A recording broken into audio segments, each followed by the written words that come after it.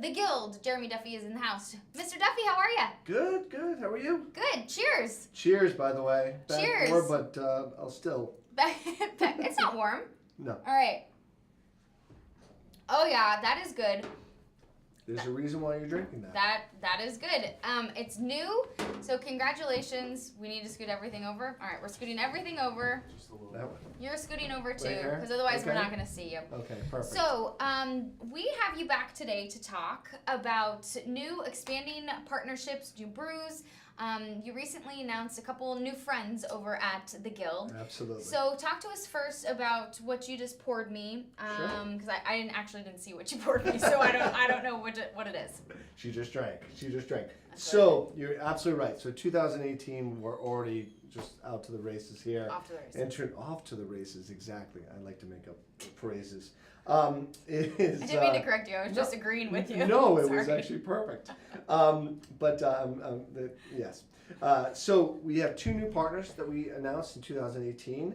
The first one, in which you are drinking right now, is from Night Shift up in Boston, in Everett, and they just happen to be this really cool hot brewery right now that is just exploding, and they needed extra capacity, so they're coming to us.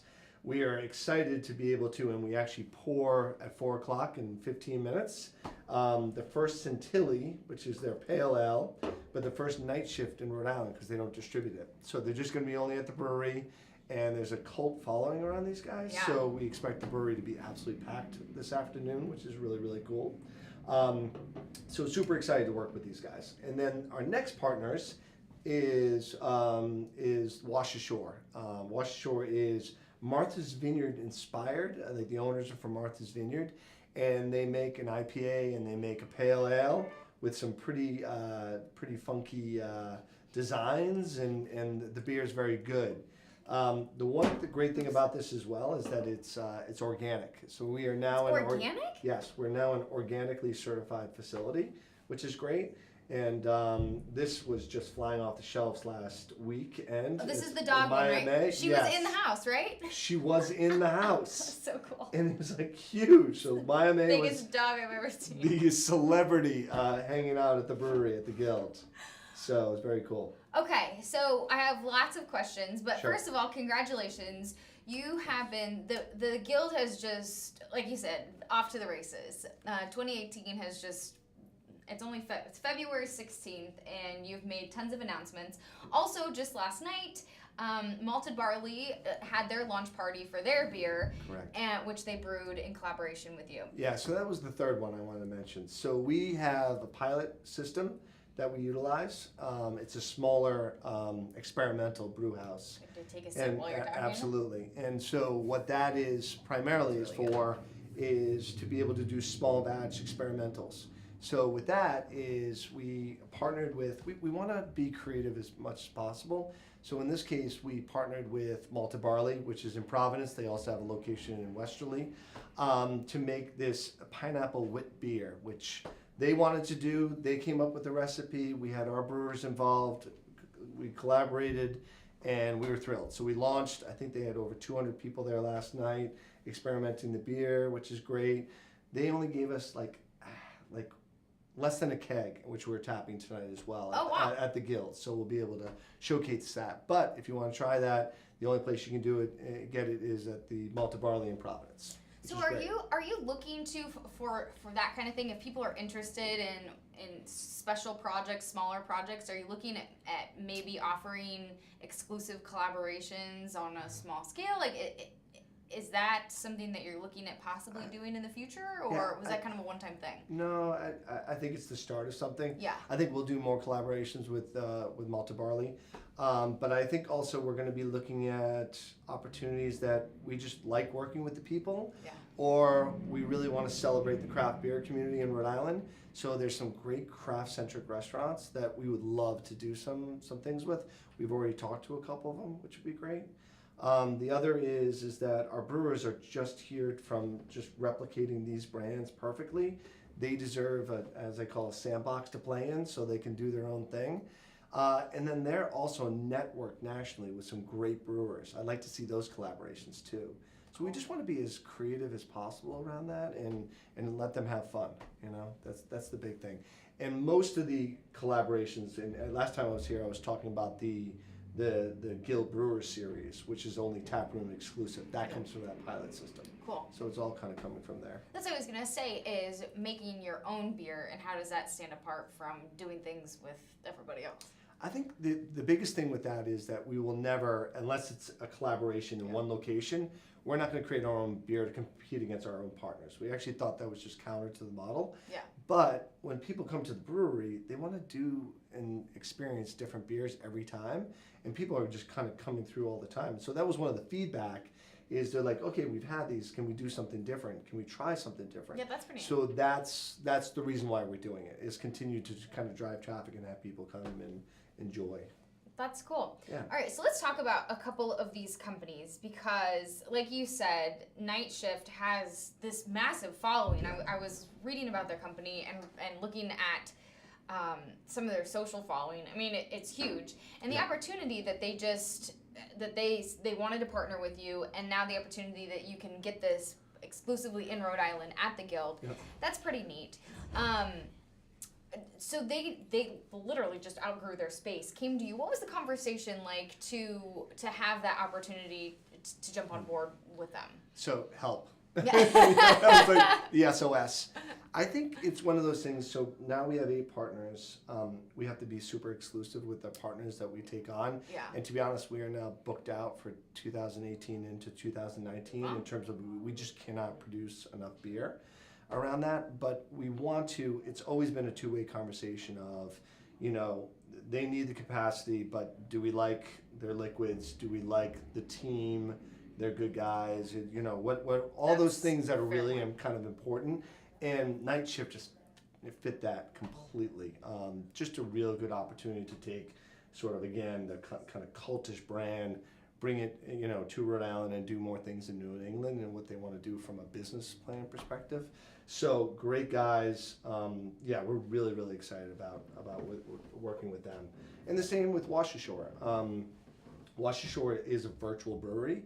So that's why I used Martha's Vineyard themed and inspired, because they're all owners. All the owners are from Martha's Vineyard, but they don't have a brewery. So they were brewing up in Maine, and now they're moving all of their production down to us, because one of their partners is from Rhode Island. Oh. So he's super excited to have, being brewed connection. here. Yeah, a connection. I'm curious about this, do other partners at the Guild have a say on who comes in? Are they like, that ties too close to what we're doing with Yeah, a couple things. One, or is that up to you? The pitchforks have not come out at all on that side, and the great thing about the whole community is that they really sort of embrace the community aspect of craft brewing. I think when it gets to, like, we won't do another ginger beer, right? Can you just come a little bit closer to me? There we go, sorry. Thanks. Is, like, we won't do another ginger beer, for an example, because that's a very specific niche, and Farmer Willie should have that category. But all the others, there's so many craft breweries out there that, having that little competitive stuff it's fine. They've been okay. It kind of builds up. Yeah. Talk to me a little bit about you said that these beers are organic. Getting organic certification can be tough. What was that process like for you? So it was a multi-day process of working with an organic specialist to come through and make sure that the facility was completely, one, had the ability to be organic, and then the second is that how do we do segmentation? So what we need to do is just be able to have all our organic materials segregated from all the other raw materials. We need to have a cleaning process, which we already inherently had, to be able to kind of make sure we wash that, and then also keep the packaging goods as separate as well. So it's not as complicated as you would think it would be, but there are definitely steps, and it definitely gets reviewed, spot checked whenever they want, just to make sure we're getting it done. Yeah, organic certified can be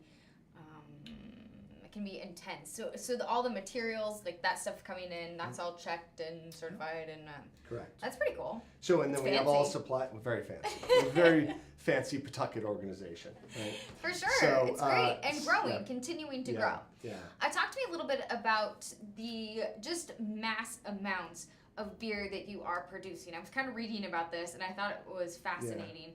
Just the growth from 2017 into what you're looking at goals for 2018. So we built the model to have a large scale brewing manufacturing, craft brewing manufacturing. So the facility itself is about the 5th largest in New England. So Wow. it really allows us to kind of scale up, but not to get into the true business of it, but it's really about adding fermentation tanks. So right now we could do about 35,000 barrels of beer. And so we were primed to be able to grow pretty quickly. The numbers are pretty staggering. I think we did over 20,000 barrels in 2017, and that's not even a full year production, and then we're going to double that this year. So about 40,000 barrels, and we are actually have already ordered 3 more fermentation tanks to be dropped into our facility in the next couple months. So we're now growing from a packaging perspective. So Do you have all of those already with product in mind filled, or are you ordering ahead, like we will eventually fill these with no, product? it's actually usually that's the right way to do it. We're playing some catch up ball. Okay. So we're like, we need these tanks in here by May to be able to get to the forecast. So the great thing about it is in the first couple months we were working with 30 or 60 days out to kind of work on our forecasting and our brewing side. But now we're actually having the luxury of working 3 to 6 to a year out.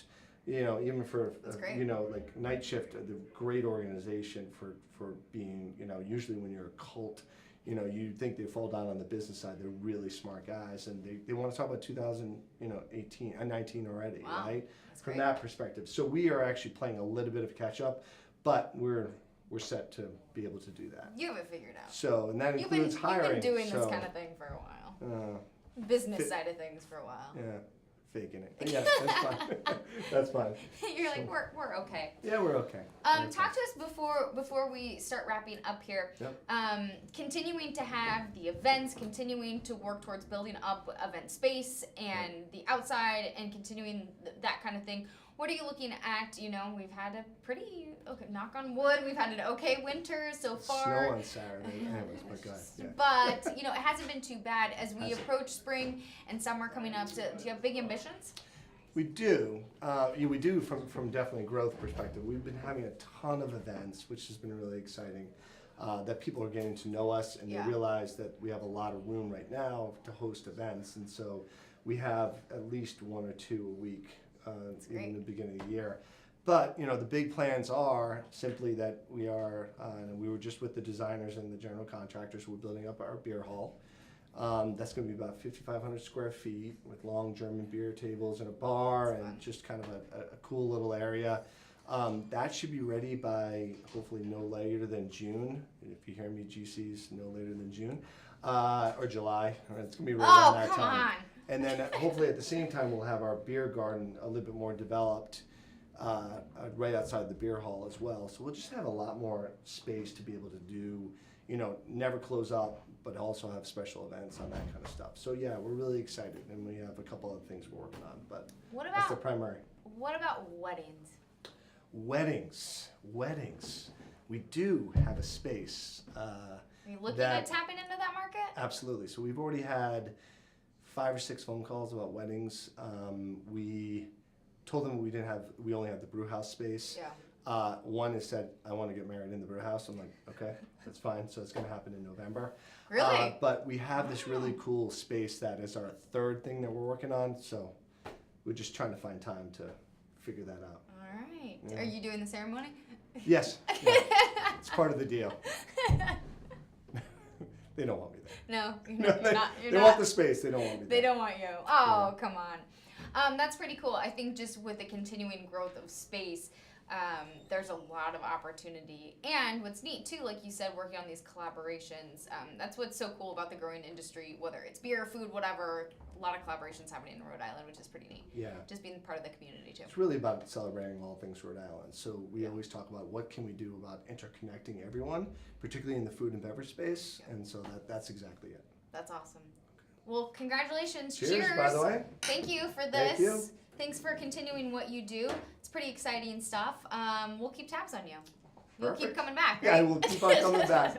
Thank you. Thanks That's for awesome. having me. Jeremy Duffy with the Guild, thank you so much for joining us. Kate Nagel kicks things off here in just a few moments with all things news and politics. Thank you so much for joining me. I'm Molly O'Brien with Go Local Live. We'll see you next time.